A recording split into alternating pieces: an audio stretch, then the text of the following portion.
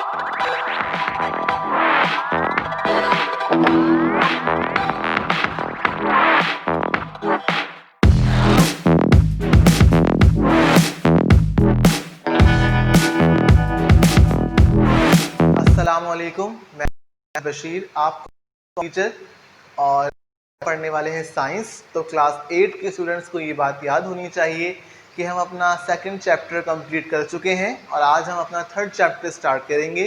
तो उम्मीद करता हूँ कि सेकंड चैप्टर की आपने एक समरी तैयार कर ली होगी। जो टॉपिक हमने पढ़े हैं उनके इम्पोर्टेंट आपने करेक्ट कर लिए होंगे। चैप्टर का तमाम होमवर्क कंप्लीट कर लिया, उसके बाद ही जो है आपने थर्ड चैप्टर करना है। हर टॉपिक का काम साथ साथ जो करते जाना है। थर्ड चैप्टर आज स्टार्ट करेंगे। तो हमारे थर्ड चैप्टर का जो आज है जो टॉपिक है हमारे से हम कवर करेंगे आज, वो है बायोटेक्नोलॉजी। सही। तो आज जो हम चैप्टर पे बात करने वाले हैं वो क्या है, बायोटेक्नोलॉजी। ये जो लफ्ज़ है बायोटेक्नोलॉजी, ये बहुत सुना सुना भी लग रहा है और आजकल ज़्यादा सुनने में आ रहा है। जिस तरह जो है वो चीज़ें एडवांस होती जा रही हैं, इस तरह आपके पास ये लफ्ज़ बहुत ज़्यादा आम होता जा रहा है, बायोटेक्नोलॉजी बायोटेक्नोलॉजी। सो बेसिकली जो लफ्ज़ है बायोटेक्नोलॉजी, ये कॉम्बिनेशन है टू वर्ड्स का। सही। यहाँ पे it's a combination of two words. The first one is bio and the second one is technology. सही। So biotechnology is the combination of two words and technology. So bio की बात तो आपको, bio का मतलब है लाइफ या living things, और इसका मतलब क्या है, कोई भी प्रैक्टिकल स्टडी। सो होता क्या है कि जब हम बात करते हैं टेक्नोलॉजी की, तो हम बात करते हैं ऐसी प्रैक्टिकल स्टडी की जिसके ज़रिए हम कोई ना कोई यूज़फुल चीज़ बना सकें, कोई ना कोई ऐसी कारामद चीज़ बना सके जो इंसान की ज़िंदगी को आसान कर दे। सही है। टेक्नोलॉजी के थ्रू, टेक्नोलॉजी को यूज़ करते हुए या डिफरेंट टेक्निक्स को यूज़ करते हुए हम कोई ना कोई ऐसी चीज़ जो है वो दरियाफ्त कर लें या ईजाद कर लें जो बहुत ही कारामद हो, बहुत ही यूज़फुल हो और एक जो है वो आसानी लेकर आए इंसानी ज़िंदगी के लिए। सही। एक लफ्ज़ तो यहाँ पर ये बात आएगी। या हम टेक्निक्स को यूज़ करते हुए, टेक्नोलॉजी को यूज़ करते हुए हम जो है वो किसी मसले का हल तलाश कर लें। सही। कोई ऐसा कोई मसाइल है किसी भी चीज़ में, खाना बनाने में या फसल लगाने में या मौसम के लिहाज से किसी भी चीज़ में अगर कोई मसाइल है तो उसको जो है वो हल कर लिया जाए। तो यहाँ पर जो है टेक्नोलॉजी बहुत यूज़ की जाती है, एक तो कारामद चीज़ों की पैदावार के लिए और दूसरी किसी भी मसले को हल करने के लिए। लेकिन जब हम बात करते हैं किस चीज़ की, जब हम बात करते हैं बायोटेक्नोलॉजी की, ये जो लफ्ज़ है बायोटेक्नोलॉजी, तो यहाँ पे टेक्नोलॉजी तो वही रहेगा, एक प्रैक्टिकल स्टडी रहेगी, लेकिन हम यहाँ पर जो सारा काम करेंगे, जो सारा प्रैक्टिकल करेंगे, जो सारी जो स्टडी की जाएगी, डिफरेंट टेक्निक्स को यूज़ किया जाएगा, जो प्रॉब्लम सॉल्व की जाएंगी या जो चीज़ें बनाई जाएंगी, यूज़फुल चीज़ें बनाई जाएंगी, उनका ताल्लुक जो है वो किससे होगा, बायो से होगा, यानी लाइफ से होगा, यानी लिविंग ऑर्गेनिज्म से होगा।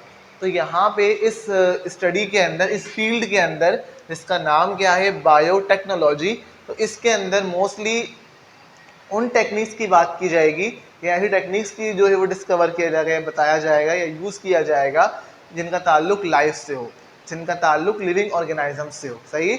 ये जो आपके पास स्टडी है, ये कोई बहुत नई स्टडी नहीं है, बल्कि इसके अंदर जो टॉपिक्स कवर किए गए हैं वो वही पुराने हैं जो बचपन से चलते आ रहे हैं। सही। लेकिन लोगों को पता नहीं था कि जो है ये काम ऐसे हो रहा है। सही। इस काम के पीछे ये चीज़ रिस्पॉन्सिबल है। फॉर एग्जाम्पल हम जब घरों की बात करते हैं तो हमारे घरों के अंदर पुराने ज़माने में दही बनता आ रहा है। सही। लोग दही जमाते हैं घरों के अंदर, या उससे पनीर जो है बनाई जाती है, या डबरोटी वगैरह जो है वो बनती है। तो ये काम कोई नया तो नहीं है। सही। ये काम कोई नया तो नहीं है, बल्कि पता नहीं कब से हो रहा है, हमारे आने से पहले से हो रहा है। लेकिन जब ये चीज़ स्टडी की गई कि इसके पीछे क्या केमिकल रिएक्शन है, इसके पीछे क्या कौन चीज़ काम कर रही है कि जो दूध होता है वो दही बन जाता है या उससे पनीर बना सकती है, या ऐसे कैसे पॉसिबल है कि आटे से जो डबरोटी बन जाती है, नरम फूली हुई डबरोटी बन जाती है। सही। जब इस चीज़ को स्टडी किया गया तो ये देखा गया कि आपके पास इन चीज़ों के पीछे भी एक लाइफ मौजूद है। ये जो कन्वर्जन हो रही है दूध की दही में, वहाँ पे जो रिस्पॉन्सिबल है आपके पास वो बैक्टीरिया रिस्पॉन्सिबल है। बैक्टीरिया खुद एक जानदार है, सही है, a single celled organism discovered by Leeuwenhoek, सही। तो ये बैक्टीरिया रिस्पॉन्सिबल होता है जो कन्वर्ट करता है एक दूध को दही में। या आपके पास यीस्ट, खमीर, खमीर आपके पास जिम्मेदार है डबरूटी बनाने की। जितने भी बेकरी प्रोडक्ट्स आपको मिलती हैं, केक हो गया या आपके पास पापे हो गए या आपके पास वो केकरस हो गए या कुछ जो भी बेकरी आइटम आपको मिलते हैं, पिज़्ज़ा वगैरह जो नॉर्मली सैंडविचेस वगैरह डबरूटी से जो बनाए जाते हैं, तो वहाँ पर जो है वो ईस्ट इन्वॉल्व होती है। अगर वहाँ पे ये फंगस जो है जिसे ईस्ट कहा जा रहा है, अगर वो इन्वॉल्व ना हो तो कभी भी आपके पास वो जो आटा है वो खमीरी ना बने और कभी भी उससे सारी बेकरी आइटम्स आपको ना मिले। तो ये कोई नई बात नहीं है, ये सारा काम जो है वो बचपन से होता हुआ आ रहा है, काफ़ी टाइम से होता हुआ आ रहा है, सही। लेकिन जब इस चीज़ को स्टडी किया गया, सही है, तो कि देखा गया कि यहाँ पे एक ऑर्गेनाइज्म जो है वो एक जानदार मौजूद है तो ये काम करवाता है और ये केमिकल जाता है जिससे प्रोडक्ट सामने आती है, सही बन के। अब हम इन प्रोडक्ट्स को किस तरह मज़बूत बनाएं, किस तरह इन क्वालिटी किया जाए, किस तरह इन क्वालिटी को इन्हेंस किया जाए, ये सारी बातें जो की जाएंगी, ये सारी बातें की जाएंगी कौन से स्टडी के अंदर, ये की जाएंगी तो टेक्नोलॉजी, सही है। हमने ये दो ही पैरामीटर से बात करनी है कि यूजफुल प्रोडक्ट्स को बनाना है और प्रॉब्लम्स को सॉल्व करना है। अब जब हमें पता चल गया कि घरों के अंदर ही काम हो रहा है तो फिर स्टडी के बाद इन चीज़ों की इंडस्ट्री लगा ली गई। अब इंडस्ट्री में काम होता है। अब घरों के अंदर अगर एक जो है वो क्या कहते हैं जिसमें दही जमाते हैं, मुझे इसका नाम याद नहीं आ रहा, जो एक जो बर्तन है जिसमें दही जमाया जाता है, सही। तो अगर घरों के अंदर वो एक बर्तन बनाया जा रहा है एक वक्त के अंदर, तो इंडस्ट्री के अंदर बहुत सारे बन सकते हैं, सही। प्रोडक्शन बढ़ जाएगी आपकी, प्रोडक्शन बढ़ा दी फिर क्वालिटी बढ़ा दी, सही, क्वालिटी भी जो है वो बढ़ जाएगी। तो किस ये वाली जो स्टडी किसमें की जाएगी, इस ब्रांच के अंदर, इस स्टडी के अंदर, कि किस तरह हम डिफरेंट ऑर्गेनाइजम्स को यूज़ करते हुए इंसानों के लिए बेहतर चीज़ें बना सकते हैं, इंसानों के लिए बेहतरी किस तरह लेके आ सकते हैं दूसरे ऑर्गेनाइजम को यूज़ करते हुए या खुद इंसानों को यूज़ करते हुए भी। तो हमें ऐसी प्रोडक्ट्स बनानी है, मुख्तलिफ हमारे पास मेडिसिन हैं जिनके लिए पीछे कोई ऑर्गेनाइजम इन्वॉल्व है। पेनिसिलिन है अगर एंटीबायोटिक, तो वहाँ पेनिसिलियम इन्वॉल्व होता है, और भी बहुत सारी ऐसी एंटीबायोटिक्स हैं, स्पेशली एंटीबायोटिक्स जो होती हैं वो आपके पास इन्हीं ऑर्गेनाइजम से बनी, जिनके अगेंस्ट वो काम करती हैं, सही है। तो ये जो सारा काम है ये कौन कर रहा है, ये सारा काम जो है वो इसके ज़रिए किया जा रहा है इस ब्रांच के अंदर। अब हम बात करेंगे कि ये कैसे होता है। तो यहाँ पे बहुत ज़रूरी है कि जब स्टडी किया गया किसी भी ऑर्गेनाइज्म के सेल को, सही, हमें पता है सेल क्या होता है, बेसिक यूनिट ऑफ लाइफ, हर जानदार सेल से बना है, ये बात हम जानते हैं। जब इस सेल को स्टडी किया गया तो वो सेल प्लांट का हो या वो सेल किसी एनिमल का हो, ह्यूमन का हो, या वो सेल जो है किसी भी माइक्रो ऑर्गेनाइज्म का हो, उन सब सेल्स में एक चीज़ कॉमन मिली, वो क्या थी, डीएनए। यानी भले सेल की शक्ल कुछ भी हो लेकिन उस सेल के अंदर DNA, deoxy ribo nucleic acid नाम का मॉलिक्यूल मौजूद था। भले वो किसी भी जानदार का सेल हो, प्लांट का, एनिमल का या माइक्रो ऑर्गेनाइज्म का, उनके अंदर जो है वो डीएनए यानी deoxy ribo nucleic acid molecule जो है वो मौजूद था। ये कैसा होता है आपको पता है, ये पढ़ चुके हैं लास्ट चैप्टर के अंदर कि ये थ्रेड लाइक स्ट्रक्चर्स होते हैं, इन्हें क्रोमेटिन नेटवर्क या क्रोमोसोम भी कहा जाता है। इस थ्रेड को ओपन में किया जाता है तो ये आपके पास इस तरह से बनते हैं, सही। तो ये डीएनए आपके पास हर ऑर्गेनाइज्म के सेल के अंदर मौजूद होता है। फिर हमने ये बात करी कि जो डीएनए है, ये डीएनए अकेला नहीं होता बल्कि इस डीएनए के ऊपर जो है वो कुछ बीड लाइक स्ट्रक्चर्स मौजूद होते हैं, जिन्हें क्या कहा जाता है, जिन्हें हमने जीन्स का नाम दिया था, सही, जीन्स का हमने नाम दिया था कि इस डीएनए के ऊपर जो है वो जीन्स पाए जाते हैं। बेसिकली अब ये जीन्स क्या होते हैं, तो हम ये बात जानते हैं कि जीन्स जो हैं वो डीएनए के ऊपर मौजूद हैं और ये रिस्पॉन्सिबल हैं एक special type of protein produce करने के। हर एक जो जीन होगा डीएनए के ऊपर वो एक स्पेशल टाइप ऑफ प्रोटीन जो है वो प्रोड्यूस करेगा, और ये जो स्पेशल टाइप ऑफ प्रोटीन्स होंगी ये एक ख़ास बॉडी फीचर को, करेक्टर को कंट्रोल करेंगी। यानी ये जो प्रोटीन है ये कोई ख़ास बॉडी करेक्टर बनाएंगी। फॉर एग्जांपल बालों का बनना, सही है, उनका कर्ली वेवी या स्ट्रेट होना, उनका हेयर कलर कैसा होगा, सही है, आँखों में जो लेंस है, आइरिस है, उसका कलर कैसा होगा, सही है, स्किन का कलर कैसा होगा, जितने भी बॉडी के कैरेक्टर्स हैं A to Z, या पूरी बॉडी की फॉर्मेशन कौन करता है, ये जीन्स ही करती हैं। ये जीन्स जो है वो स्पेशल टाइप ऑफ प्रोटीन्स बनाती हैं, और वो प्रोटीन जो है वो पूरी बॉडी की, उसके डिफरेंट फीचर्स की, कैरेक्टर्स की फॉर्मेशन कर रही होती हैं। तो बेसिकली ये जीन्स यहाँ पे रिस्पॉन्सिबल है किसकी, बॉडी की फॉर्मेशन की। तो अब यहाँ पे ये बात देखी जाती है कि हम किस तरह ये काम करते हैं। तो ये काम इस तरह भी किया जा सकता है कि अगर एक जीन्स जो बहुत हेल्दी, एक अच्छा करेक्टर है, उसको वहाँ ट्रांसफ़र कर दिया जाए कहीं दूसरी बॉडी के अंदर, तो वो वाला करेक्टर वहाँ ही बना देगा। जीन्स तो प्रोटीन है ना, अगर इस प्रोटीन को एक जानदार दूसरे जानदार में ट्रांसफ़र कर दिया जाए तो वो भी वाला करेक्टर प्रोड्यूस कर लेगा।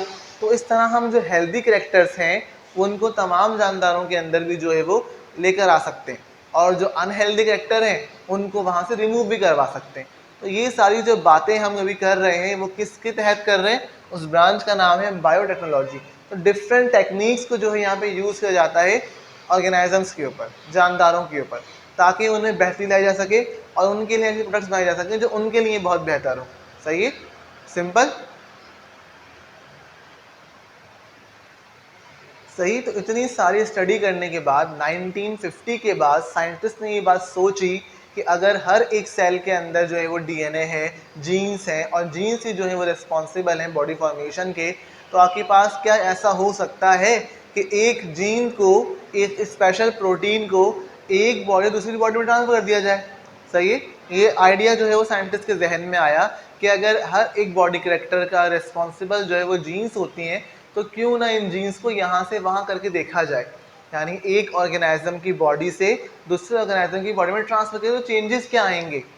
सही है, तो साइंटिस्ट ने ये काम किया कि उन्होंने एक पर्टिकुलर जीन लिया एक जानदार की बॉडी से, उसे ट्रांसफर करा दूसरे जानदार की बॉडी में। सही है, और उनका ये तजुर्बा जो है वो कामयाब भी हो गया। सही, और इसको फिर हम कहते हैं आपके पास क्या, इसको हम कहते हैं, जब आपको बताई, जेनेटिक इंजीनियरिंग। क्या कहते हैं, जेनेटिक इंजीनियरिंग। ये जो एक शोबा है, ये जो एक प्रोफेशन है, ये जो एक स्टडी है, इसमें यही किया जाता है आपके पास कि जो जीन्स होते हैं उनको एक बॉडी दूसरे में ट्रांसफर कर दिया जाता है, transfer of genes from one body to another, ताकि दूसरी बॉडी के अंदर भी वही कैरेक्टर जो है वो प्रोड्यूस करवाया जा सके जो हम चाह रहे हैं। इस जेनेटिक इंजीनियरिंग को यूज़ करते हुए हमने अब ऐसे प्लांट्स बना लिए हैं जिनके अंदर सीड्स बहुत ज़्यादा बनते हैं, जिनके फ्रूट ज़्यादा लगते हैं तो सीड्स ज़्यादा बनते हैं, तो पैदावार जो है वो सीड्स की बढ़ा ली। या हमने ऐसी जो है फसल लगाना शुरू कर दी जिनके अंदर हेल्दी जो है वो फ्रूट्स बन रहे हैं, हेल्दी जो है वो फसल लग रही है वहाँ पे। या हमने आपके पास ऐसी जो है वो गाय बना ली हैं, या ऐसी जो है वो मुर्गियाँ बना ली हैं जो हेल्दी हैं। सही है, तो इस चीज़ को जेनेटिक यूज़ करते हुए हम जीन्स का रद्दोबदल कर देते हैं, जिसके ज़रिए हम अपने मुताबिक जो है वो कोई भी कैरेक्टर किसी भी बॉडी के अंदर इंट्रोड्यूस करवा सकते हैं। यानी हम अपने मुताबिक जो चाहते हैं कि भाई इस मुर्गी के अंदर ये वाला कैरेक्टर मौजूद हो, तो हम वो वाला जीन ट्रांसफ़र करवा कर उसके अंदर वो कैरेक्टर प्रोड्यूस करवा सकते हैं। इसको हम क्या कहते हैं, जेनेटिक इंजीनियरिंग कहते हैं। और ये जो हमारा जो पूरा हमने स्टार्ट में बातें करें कि दही का बनना है, या आपके पास जो दूध कह रहा हूँ, या आपके बेकरी आइटम है, पनीर वगैरह, या आपके पास जो दवाइयों का जो बनना है, वो उसमें यही काम किया जा रहा है कि जो भी एंटीबायोटिक बनती है उसको बनाने के लिए किसी भी ऑर्गेनाइज्म का, जस्ट लाइक पेनिसिलिन की अगर बात करें तो पेनिसिलियम का जो है वहाँ पे यूज़ किया जाता है। तो वहाँ पे यही होता है कि पेनिसिलियम के जो जीन्स हैं उस फंगस से या उसका डीएनए है उसको यूज़ किया जाता है, और उसके ज़रिए उसके उस जीन्स को लेकर एक क्या बना ली हमने, एंटीबायोटिक्स नाम है पेनिसिलिन। क्योंकि आपके पास जो एंटीबायोटिक्स हैं वो किसी इन्फेक्शन के अगेंस्ट काम करती हैं। तो जिस ऑर्गेनाइज्म ने इन्फेक्शन किया होगा उसी ऑर्गेनाइज्म के डीएनए या जीन्स के ज़रिए उसकी एंटीबायोटिक बनाई जाएगी। सही है, इसीलिए एंटीबायोटिक्स जो है वो काम करती हैं किसी खास इन्फेक्शन के लिए, तो उस ऑर्गेनाइज्म के ही जो है जीन्स या डीएनए को लेकर उसकी दवाई जो है वो एंटीबायोटिक बनाई जाती है। सिंपल, जैसे कि पेनिसिलिन जो है वो बनती है पेनिसिलियम से, ऐसी बहुत सारी एंटीबायोटिक हैं। फॉर एग्जाम्पल अब इंसुलिन की अगर बात की जाए तो इंसुलिन क्या है, हम ये बात जानते हैं, जितने भी डायबिटीज़ के पेशेंट होते हैं उनको इंसुलिन की नीड होती है। कहानी ये होती है कि आपके पास जो इंसुलिन है बॉडी में बनने वाली प्रोटीन है, इंसुलिन का काम क्या होता है कि ये ब्लड के अंदर शुगर लेवल कंट्रोल करता है, सही है। जितनी भी शुगर बॉडी में है उसको ब्लड के अंदर एक खास स्केल है, खास रेंज है कि इतनी शुगर ब्लड के अंदर होनी चाहिए, उससे ज़्यादा जो है वो नहीं होनी चाहिए। तो ये इंसुलिन कंट्रोल करता है ब्लड शुगर लेवल को, सही है, सिंपल। तो फिर हमने होता क्या है कि अगर बॉडी के अंदर इंसुलिन नहीं बन रहा तो ब्लड के अंदर शुगर लेवल कंट्रोल नहीं रहता, शुगर बढ़ जाती है बहुत ज़्यादा, जो एक नुकसानदेह कंडीशन है बॉडी के लिए। तो अगर इंसुलिन बॉडी में नहीं बन रहा तो अब हम इस काबिल हैं कि हम इस इंसुलिन को बाहर बना सकते हैं और हम उसको बाहर बनाकर बॉडी में इंजेक्ट करवा सकते हैं। यानी एक चीज़ जो बॉडी के सेल्स नहीं बना रहे हैं, बॉडी नहीं प्रोड्यूस कर पा रही, उसको आउटसाइड द बॉडी बनाकर जो है वो बॉडी में लगा देना, इंजेक्ट कर देना, ताकि वो वही वाला काम परफॉर्म करे जो वो बॉडी के अंदर करती थी। तो इस तरह इंसुलिन को जो है वो बाहर से जो है बनाया जाता है इन्हीं ऑर्गेनिज्म को यूज़ करते हुए, बैक्टीरिया को यूज़ करते हुए, और उसके बाद उसको बॉडी में in the form of tablets, injections body में भेजा जाता है ताकि वो अपना काम परफॉर्म करे। तो अगर ये ब्लड इंजीनियरिंग ना हो तो हमें कभी भी नहीं सोचते थे ये भी पॉसिबल है कि शुगर का इलाज अब इस तरह से मुमकिन है कि अगर जो चीज़ बॉडी में नहीं हो पा रही उसको बॉडी से बाहर बनवा कर जो है वो फंक्शन परफॉर्म करवा देना। तो ये क्या है, यही आपके पास जो स्टडी की वो क्या है, बायोटेक्नोलॉजी, कि हमने टेक्निक्स को यूज़ किया इंसानों की जो है वो मसाइल हल करने के लिए। एक बड़ा मसला था, अगर इंसुलिन बॉडी में नहीं बना तो क्या करें, तो अब वो बाहर से बना सकते हैं आप लोग। इस तरह ऐसी बहुत सारी बीमारियों का इलाज जो है वो यहीं से निकला है, इस टॉपिक से निकला है, इस ब्रांच से निकला है, इस स्टडी से निकला है। और इस तरह हम जो है वो बहुत सारी आसानियाँ जो है वो पैदा होती जा रही हैं इंसानों को नहीं, स्पेशली जानदारों के लिए, सही।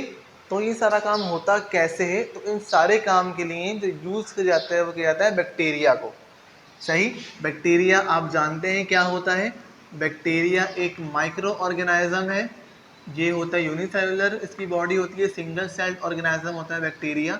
और बैक्टीरिया इसलिए भी अहमियत का हामिल है क्योंकि ये जितनी भी जो है वो इंसानी बॉडी के लिए, ह्यूमंस के लिए जो बनाई जाती हैं चीज़ें जो यूज़ करते हुए, वहाँ बैक्टीरिया का यूज़ किया जाता है। बैक्टीरिया का कहा जाता है कि सिंपलेस्ट एंड स्मॉलेस्ट ऑर्गेनाइज्म, ज़मीन के ऊपर छोटा तरीन और आसान सादा सी जो बॉडी है इसकी, इतना कोई खास इसकी बॉडी में चीज़ें नहीं है, एक सिंपल सा सेल है, सही है। तो इसको बआसानी यूज़ किया जाता है या करते हैं इस चीज़ के लिए, जेनेटिक इंजीनियरिंग के लिए, कि एक सिंपल सी सेल मेम्ब्रेन होगी, अंदर उसके जो है वो डीएनए होगा और कुछ या फ्लैजला होगा मूवमेंट के लिए, और कोई यहाँ पे फर्दर पार्ट्स मौजूद नहीं होते। तो एक सिंपल सी बॉडी को बआसानी इस्तेमाल कर सकते हैं इंसानी जिस्म की प्रोटीन बनाने के लिए। तो ये काम कैसे किया जाता है, ये ऐसे किया जाता है कि आपके पास मर्ज कर दिया जाता है ह्यूमन बॉडी के डीएनए को और बैक्टीरिया के डीएनए को। बैक्टीरिया के अंदर रिडक्शन रेट हाई होता है, ये बात हम जानते हैं कि वो जानदार जिसका साइज जितना बड़ा होगा उतनी ही देर से, उतना ही स्लोली जो है वो क्या करेगा, रिप्रोडक्शन, लेकिन जिसका जितना छोटा साइज होगा उतनी जल्दी वो कर लेगा। तो बैक्टीरिया एक सिंगल सेल है, तो ये बासानी 1 से 2, 2 से 4, 4 से करोड़ों सेल्स के अंदर जो है वो ये डिवाइड हो सकता है, तो ये जल्दी से काम कर सकता है। तो होता यही है यहाँ पर कि आपके पास आपकी बुक में पूरा जो है वो एक चार्ट मौजूद है जिसमें आप देख सकते हैं कि किस तरह से बताया जा रहा है कि पहले जो है वो बैक्टीरिया को ले जाता है और बैक्टीरिया के अंदर ह्यूमन बॉडी के डीएनए को ट्रांसफ़र कर दिया जाता है, सही। बैक्टीरियल सेल के अंदर ह्यूमन बॉडी के डीएनए में ट्रांसफर कर दिया जाता है। तो जब अब ह्यूमन बॉडी का डीएनए यहाँ पर आ जाता है तो दोनों जो ये भी सिंगल थ्रेड थे, सही है। अगर इसकी बात की जाए तो फॉर एग्जांपल ये इस तरह से होगा ना, ये बैक्टीरिया का है अगर और ये ह्यूमन बॉडी का है, अभी दो हो गए। अब ये इस तरह से जब ओपन होंगे तो ये आपस में क्रिस क्रॉस में ओपन हो जाएंगे, ये सेल डिवीजन हो जाएगी यहाँ पे। जिस तरह से सेल डिवीजन होती जाएगी तो हर एक सेल के अंदर जो है वो ह्यूमन वाला डीएनए भी जाता रहेगा। ह्यूमन वाला डीएनए किसका रिस्पॉन्सिबल था, इंसुलिन बनाने का, इंसुलिन बनानी है उसको। तो अब हर बैक्टीरियल सेल जहाँ पे ह्यूमन डीएनए मौजूद है वो भी क्या बनाएगा, डीएनए क्या बनाएगा, इंसुलिन बनाना शुरू कर देगा। इस तरह इंसुलिन जो है वो बनती रहेगी जिसे जो है वो ट्रांसफर कर दिया जाएगा ह्यूमन बॉडी के अंदर, सही। हमने उस ह्यूमन बॉडी से डीएनए ले लिया जिसके अंदर इंसुलिन बनती थी, सही, उसको ट्रांसफर कर दिया बैक्टीरियल सेल में। बैक्टीरियल सेल में जब वो डीएनए गया तो वहाँ पर रेप्लिकेशन हो गई, वो सारे काम जो होती सेल डिवीजन वगैरह। अब हर बैक्टीरियल सेल में क्या मौजूद है, ह्यूमन का डीएनए जो क्या बनाएगा, इंसुलिन। सिमिलरली हर बैक्टीरियल सेल भी क्या बनाएगा, इंसुलिन। अब ये हम कहाँ ट्रांसफर कर सकते हैं, उन बॉडीज के अंदर जिनके अंदर इंसुलिन अपने आप नहीं बनती। तो it's all about genetic engineering. इस तरह से बैक्टीरिया को यूज़ किया जाता है उन प्रोटीन्स को बनाने में जो ह्यूमन बॉडी में नहीं बनती। आपको डिफरेंट टाइप के हार्मोन्स हैं, जो बॉडी में हार्मोन्स होते हैं, ग्रोथ के लिए हार्मोन है और डिफरेंट चीज़ों के लिए हार्मोन होते हैं बॉडी में। इंसुलिन खुद एक हार्मोन होता है, सही है। तो वो सारे प्रोटीन्स हैं, तो वो हार्मोन अगर बॉडी में नहीं बन रहा है तो उसको बैक्टीरिया के यूज़ के ज़रिए हम बाहर बना सकते हैं और बॉडी में इंजेक्ट करवा सकते हैं, सही है। तो बैक्टीरिया की यहाँ बहुत ज़्यादा अहमियत है कि ह्यूमन बॉडी के अंदर जितनी भी प्रोटीन है जो बॉडी में नहीं बनती प्रॉपरली, उसको बैक्टीरिया के थ्रू बनाया जाता है और बाद में ह्यूमन बॉडी में ट्रांसफ़र करवा दिया जाता है। इसको हम कहते हैं जेनेटिक इंजीनियरिंग, सही। यहाँ पे जीन्स की तब्दीली की जा रही है, यहाँ पे जीन्स को ट्रांसफ़र किया जा रहा है यहाँ से वहाँ, सही है, सिंपल। तो ये आपके पास हमने आज क्या स्टडी किया, हमने आज स्टडी किया बायोटेक्नोलॉजी को, जिससे हमने बात करी अपने पहले टॉपिक जिसका नाम क्या था, जेनेटिक इंजीनियरिंग, कि किस तरह से हम जो है वो दूसरों के डीएनए को यूज़ करते हुए एक नई चीज़, एक नया करैक्टर ट्रांसफर कर सकते हैं ह्यूमन बॉडी के अंदर, सही है। कि वो चीज़ वहाँ नहीं बन रही थी लेकिन हमने बाहर से लेकर उसकी बॉडी में उसको इंट्रोड्यूस करवा दिया, सिंपल। आपने करना ये है कि आपने इस पर लेक्चर को पढ़ना है एक बार, तो स्टडी करना, ये बहुत ही इंपॉर्टेंट टॉपिक है, बहुत ही मज़ेदार टॉपिक है। अब वो समझ में आएगा कि जो चीज़ हम करते आ रहे हैं एक्चुअली वो भी साइंस है, आम से आम काम के अंदर भी जो है वो साइंस छुपी है। तो ये इस टॉपिक के अंदर जो है मौजूद है। आपने अपना होमवर्क क्लास वर्क कंप्लीट करना है। मिलेंगे आपसे आपके अगले लेक्चर में। आज के लिए अल्लाह हाफिज़। Okay students, it's your class work time और अब बारी है आपके होमवर्क की।